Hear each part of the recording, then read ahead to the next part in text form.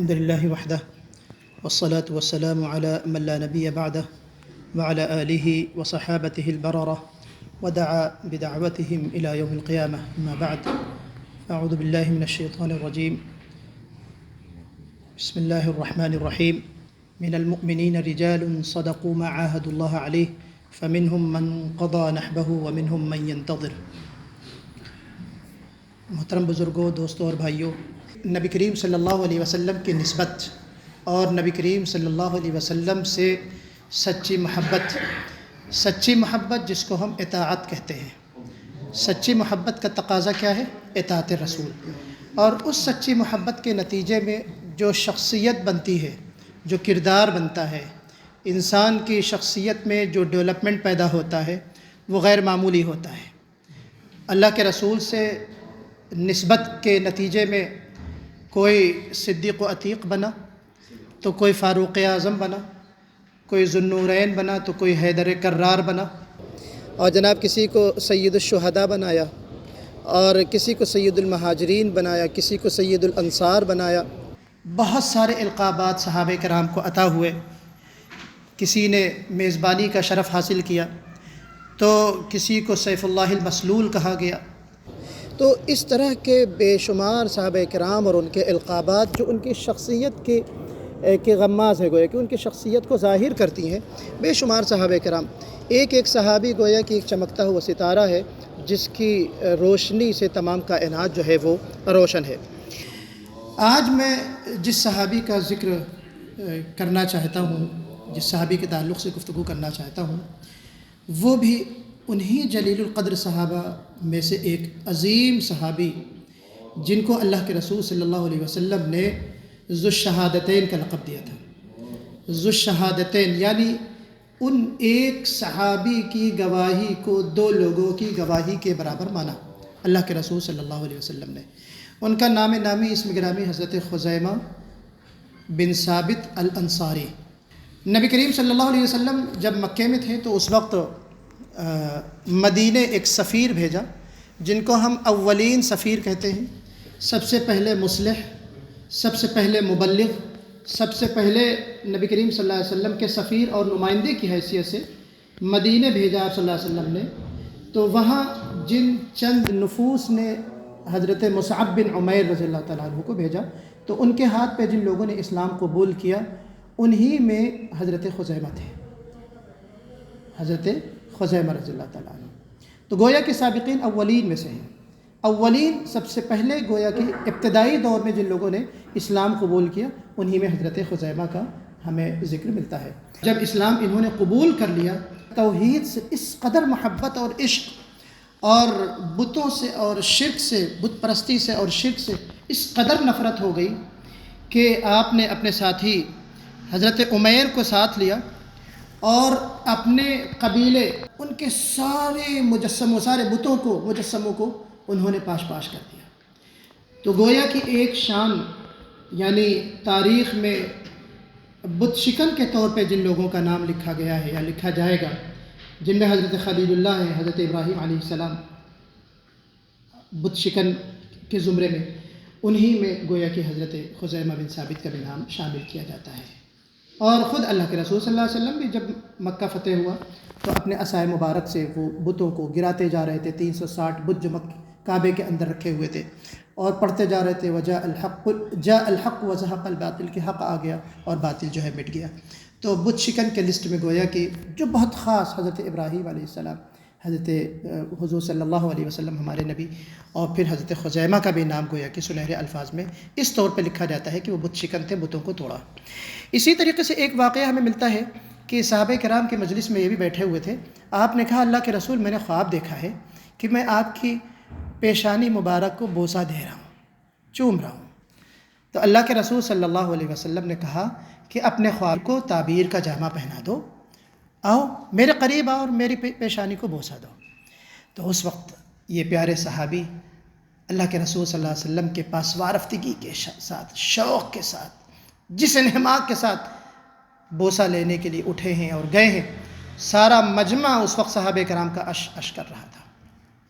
یہ بڑا مقام ہے، بہت بڑا مقام ہے حضرت خزیمہ کا. اور ایک روایت میں یہ بھی ملتا ہے کہ انہوں نے کہا کہ میں نے آپ کو سجدہ کرتے ہوئے دیکھا ہے.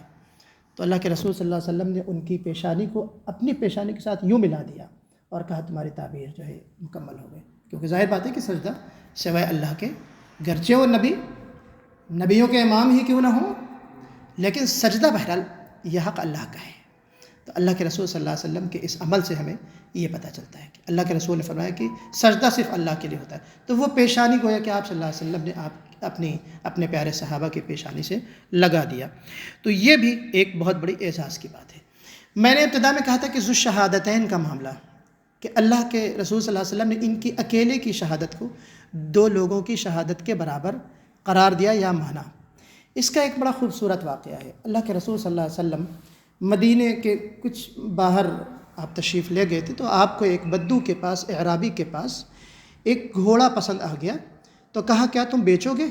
تو اس اعرابی نے کہا ہم بیچیں گے.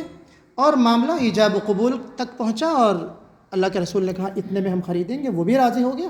تو اللہ کے رسول نے کہا کہ تھوڑا سا میرے ساتھ چلو، میں اس کی قیمت دے دوں گا، یہ گھوڑا پھر میں لے لوں گا. تو معاملہ طے ہو گیا. اللہ کے رسول بہت تیزی کے ساتھ آگے جا رہے ہیں. کوئی خریداری کی نیت سے نہیں گئے تھے اللہ کے رسول. گھوڑا پسند آ گیا تو معاملہ طے ہو گیا. تو اللہ کے رسول نے کہا چلو میرے گھر تک، میں قیمت مدینے میں پہنچ کے تم کو دیتا ہوں. اب ہوا کہ اللہ کے رسول آگے جا رہے ہیں اور پیچھے پیچھے یہ بدو چلا رہا ہے. اور بدو کو دیکھ کے اور گھوڑے کو دیکھ کے اور لوگ جمع ہو گئے اور وہ قیمت لگانے لگے اور اس قیمت سے زیادہ ملنے لگے اس کو قیمت. تو وہ مکر گیا اور کہا ہے محمد صلی اللہ علیہ وسلم یہ گھوڑا خریدتے ہو یا میں ان کو بیچ دوں؟ تو اللہ کے رسول نے کہا بھائی بیچتے ہو کا کیا، خریدتے ہو کا کیا مطلب ہے؟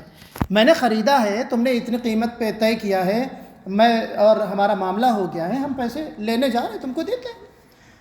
تو کہا کہ تمہارے پاس کوئی گواہی ہے، کوئی گواہ ہے؟ کس کے سامنے تم نے طے کیا ہے؟ معاملہ کس کے سامنے طے ہوا ہے؟ اب بات ہو ہی رہی تھی کہ بھیڑ جمع ہو گئی اور اتنے میں کہیں سے گزر رہے تھے حضرت خزیمہ بھی گزرے اور ان کے کانوں میں یہ بات پہنچی کہ کوئی گواہ ہے.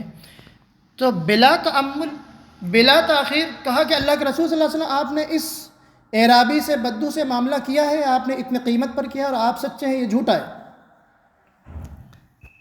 اب اس کو گواہ چاہیے تھا کیونکہ وہ یہ سوچ رہا تھا کہ ظاہر بات ہے گواہی ایک ایسی گواہی جو ہوتی ہے وہ آئی وٹنس ہوتی ہے نا. جب معاملہ کیا تھا تو کسی نے نہیں دیکھا تھا. تو اب وہ یہ سوچ رہا تھا بدو کی کوئی گواہ تو ان کے پاس ہے نہیں، تو میں کسی بڑی قیمت پہ، زیادہ قیمت پہ کسی کو بیچ دوں گا. تو بےایمانی کرنا چاہ رہا تھا. لیکن حضرت خزیمہ نے آ کے گواہی دے دی. تو بہرحال اب گواہی کی بنیاد پہ وہ گھوڑا اس نے دے دیا. اللہ کے رسول صلی اللہ علیہ وسلم نے بعد میں ان صحابی سے پوچھا کہ ما حملک علی الشہادۃ ولم تکن معہم، کہ یہ تم نے جو گواہی دی ہے کس بنیاد پہ دی ہے؟ تم تو اس وقت موجود نہیں تھے نا جس وقت ہمارا معاملہ اس سے ہو رہا تھا. تو حضرت خزیمہ نے کہا صدقت یا رسول اللہ، بالکل درست فرمایا آپ نے، سچی بات ہے.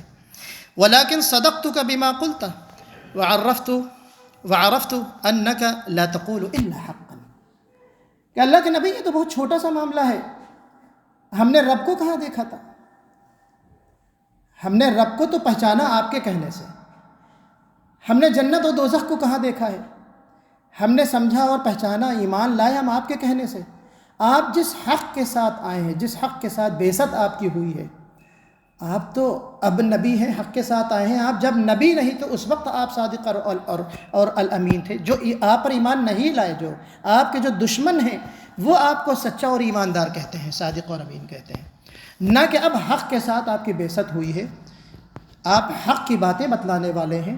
تو یہ تو بہت چھوٹی سی، جو ہم نے تو اپنے رب کو پہچانا ہے جس کو نہیں دیکھا، تو یہ تو چھوٹی سی چیز ہے. اس بنیاد پہ میں کہہ رہا ہوں کہ آپ سچے ہیں. تو اللہ کے رسول صلی اللہ علیہ وسلم بہت خوش ہوئے اور کہا لوگوں رک جاؤ، جانے والو. حضرت خزیمہ کا ہاتھ پکڑا اور کہا سن لو، اعزاز، قرآن کا یہ حکم ہے، اسلام کا قانون ہے کہ واستشہدوا ذوی عدل منکم، کہ کوئی کیس ہو اس کو حل کرنے کے لیے دو گواہوں کی ضرورت ہوتی ہے. لیکن میرا صحابی جو ہے اس کے لیے اعزاز یہ ہے کہ اگر یہ اکیلا گواہی دے دے تو اس کی گواہی دو گواہوں کے برابر مانی جائے گی. چنانچہ تاریخ میں فقہا کے درمیان یہ معاملہ جب آیا، ایک واقعہ سمپل کے طور پہ میں رکھ دوں کہ قرآن پاک جب جمع کیا جا رہا تھا پہلے مرحلے میں، حضرت ابو بکر رضی اللہ تعالیٰ عنہ کے زمانے میں حضرت زید بن ثابت ذمہ دار بنائے گئے، تو آیتیں لوگ صحابہ کرام دے رہے تھے، سنا رہے تھے، اور ریٹن فارم میں گویا کہ وہ آیتیں پیش کی جا رہی تھیں. یاد تھیں آیتیں، پورا قرآن یاد تھا، لیکن تحریری طور پہ، اور جو لے کے آ رہا تھا وہ اپنے ساتھ ایک گواہ بھی لے کے آ رہا تھا. اب ایک آیت جو میں نے ابتدا میں پڑھی، اس کا تعلق آپ نے سوچا ہوگا کہ کیا ہے. یہ آیت وہی ہے، من المؤمنین رجال صدقوا ما عاهدوا الله علیہ فمنهم من قضى نحبه ومنهم من ينتظر وما بدلوا تبدیلا. اس آیت کو تحریری طور پہ یہ نہیں مل پا رہی تھی کس کے پاس ہے، تو پتہ کیا گیا تو حضرت خزیمہ کے پاس یہ آیت ملی. تو حضرت خزیمہ کے پاس جب آیت ملی تو یہ بات ہوئی کہ اب اتنی تم لے آئے ہو، اتنی بات کافی ہے، تمہارے تو کسی گواہی کی ضرورت نہیں ہے، وٹنس کی ضرورت نہیں ہے تمہارے ساتھ، کیونکہ اللہ کے رسول صلی اللہ علیہ وسلم نے تم کو 2 گواہوں کے برابر جو ہے کہہ کے گئے ہیں. تو یہ جو اعزاز ہے اللہ کے رسول صلی اللہ علیہ وسلم نے جو عطا کیا اپنے پیارے صحابہ کو، اپنے پیارے صحابی کو، یہ بہت بڑا اعزاز ہے. اور یہ آپ دیکھیے کہ حضرت خزیمہ رضی اللہ تعالیٰ عنہ کا یہ جو عمل تھا، اس نے جو بلندی عطا کی اور قیامت تک جو سرخروئی نصیب ہوئی اور سنہرے الفاظ میں جو نام لکھا گیا حضرت خزیمہ کا، کس بنیاد پہ؟ یہ سبق ہے ہمیں آج سوچنے کی. جو چیز ہے وہ یہ ہے، کیا ہے؟ پہلی چیز تو یہ ہے کہ پہلے ہی مرحلے میں حق کی گواہی دینا، حق ہے، سچ ہے، عدل کی بات ہے، اس کی گواہی آپ نے دیا. پھر نبی کریم صلی اللہ علیہ وسلم کی نصرت، نبی کریم صلی اللہ علیہ وسلم کی مدد فوری طور سے، عدل کی گواہی، شہادت حق، یا ایھا الذین آمنوا کونوا قوامین بالقسط شہداء للہ. تو ہمیں گواہ امت وسط بنا کے ہم کو بھیجا گیا ہے. ہم بھی حق کی گواہی دینے کے لیے اٹھے ہیں نا، ہمارا بھی تو مقصد وہی ہے نا کہ ہم حق کے گواہ بنیں. ایک تو وہ گواہی ہے جس کو ہم قولی گواہی دیتے ہیں، جس کی بنیاد پر ہم اسلام میں داخل ہوتے ہیں، اشہد ان لا الہ الا اللہ واشہد ان محمدا عبدہ ورسولہ.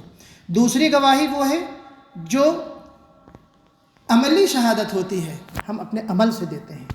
ایسا نہ ہو کہ ہم کہیں تو کہ اللہ ہمارا ایک ہے، اللہ ہمارا تنہا رب ہے، اور ساتھ میں ہم دوسرے خداؤں کو بھی مانیں، دوسروں سے امیدیں بھی لگائیں، دوسروں کے لیے ہم نظر و نیاز بھی کریں، قبروں پہ ہم اللہ نہ کرے جو ہے جو سجدے بھی کیے جائیں، امیدیں دوسروں سے لگائی جائیں.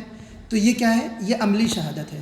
اللہ کو ایک مانا ہے تو بالیقین اس کا عملی مظہر بھی ایسا ہی ہونا چاہیے کہ اللہ کے علاوہ کوئی معبود نہیں ہے، کوئی مددگار نہیں، کوئی ساجھی نہیں، کوئی بچہ اولاد رزق دینے والا کوئی نہیں، کوئی مصیبت دور کرنے والا نہیں ہے. ان اللہ علی کل شیء قدیر. اور پھر عملی جو شہادت ہے کہ نبی کریم صلی اللہ علیہ وسلم کو، محمد صلی اللہ علیہ وسلم کو، واشہد ان محمدا عبدہ ورسولہ اگر ہم نے پڑھا ہے زبان سے، تو اس کا عملی تقاضا یہ ہے کہ جب نبی کی بات آ جائے تو ہماری چاہے جتنا بڑا ہمارا نقصان ہو رہا ہو، جو بھی ہمارا سامنے مفاد ہو، ہمیں نبی کی بات کے سامنے جو ہے اس کو بہرحال پیچھے رکھنا ہے، نبی کی بات کو ہمیں آگے رکھنا ہے. نبی کا ذکر ہو تو اپنی بات کو ہمیں، اپنی آواز کو ہی نہیں پست کرنا ہے صرف، بلکہ ہماری جتنی بھی چیزیں ہیں، ہمارے جو احساسات ہیں، ہمارے مفادات ہیں، دنیاوی مقاصد ہیں، اغراض ہیں، سب کو ہمیں داؤں پر لگانا ہے اور سب کو قربانی دینا ہے. تو یہ قولی شہادت، یہ عملی شہادت. تو یہاں پہ یہ آپ دیکھیے کہ حضرت خزیمہ کے ساتھ جو خاص معاملہ جس وجہ سے پیش آیا وہ یہ ہے کہ نبی کریم صلی اللہ علیہ وسلم کے ساتھ نصرت. آج ہمیں یہ سوچنا چاہیے کہ آج نبی کی شان میں گستاخی ہو رہی ہے تو ہمارا خون کتنا کھولتا ہے، نبی کی بات آتی ہے اور نبی کی بات کو ہم کتنا مانتے ہیں، نبی کریم صلی اللہ علیہ وسلم کے ہم کتنے پیروکار ہیں. تو اس طور سے بھی ہمیں اپنی. اور دوسری چیز جو ہمیں ملتی ہے کہ سبقت، یعنی اس صحابی نے، حضرت خزیمہ نے فوراً خیر کے اور بھلائی کے کام میں سبقت کی. وسارعوا الی مغفرۃ من ربکم فاستبقوا الخیرات، خیرات کے نیکی کے کاموں میں جلدی کرنا چاہیے. انسان کو سوچنا نہیں چاہیے کہ آیا میں یہ کام کروں یا نہ کروں. فلیتنافس المتنافسون، سبقت لے جانے والوں کو سبقت کے کام کرنا چاہیے، آگے بڑھنا چاہیے.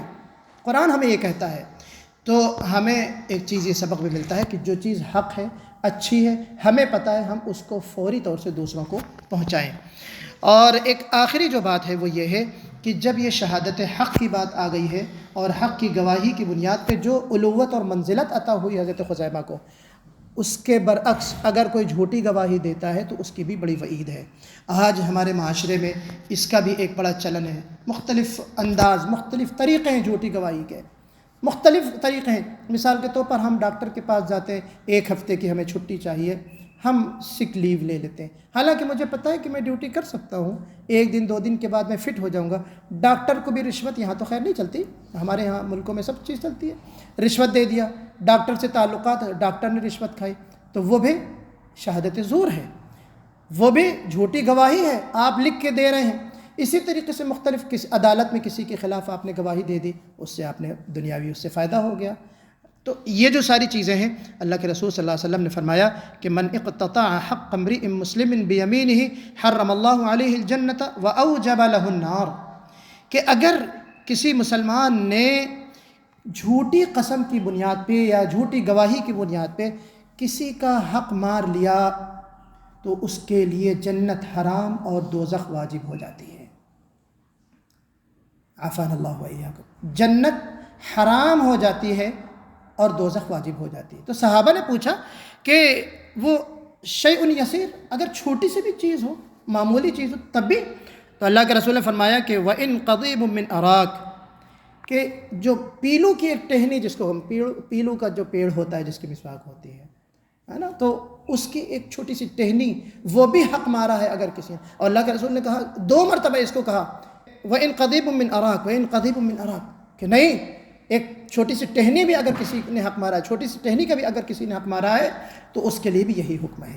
تو ہمیں شہادت زور سے بھی بچنا چاہیے، غلط گواہی سے بھی بچنا چاہیے، جھوٹ سے پناہ بھی مانگنا چاہیے اور بچنے کی کوشش بھی کرنا چاہیے، اور ہر اس شخص کا ہمیں ساتھ بھی دینا چاہیے جو حق کے اور عدل کے گواہ بن کر کھڑے ہوئے ہیں، حق کے لیے اپنا تن من دھن قربان کر رہے ہیں، اسلام کے فروغ کے لیے اپنا وقت لگا رہے ہیں، نبی صلی اللہ علیہ وسلم کی محبت، آپ صلی اللہ علیہ وسلم کی نصرت کے لیے جو اپنی قربانیاں دے رہے ہیں، اسلام کے فروغ کے لیے جو قربانیاں دے رہے ہیں، ہمیں ان کے لیے بھی ان کا ساتھ دینا چاہیے، اور کم از کم یہ کہ ہمیں ان کو اپنی دعاؤں میں شامل رکھنا چاہیے۔ تو بہرحال اللہ تعالیٰ سے دعا ہے کہ آج کے اس واقعے سے جو سبق آموز باتیں ہیں، اس سے پہلے مجھے بھی اور آپ تمام کو عمل کی توفیق عطا فرمائے۔ اپنے قول ھذا استغفر اللہ لي ولكم اجمعین، استغفروہ انہ هو الغفور الرحیم۔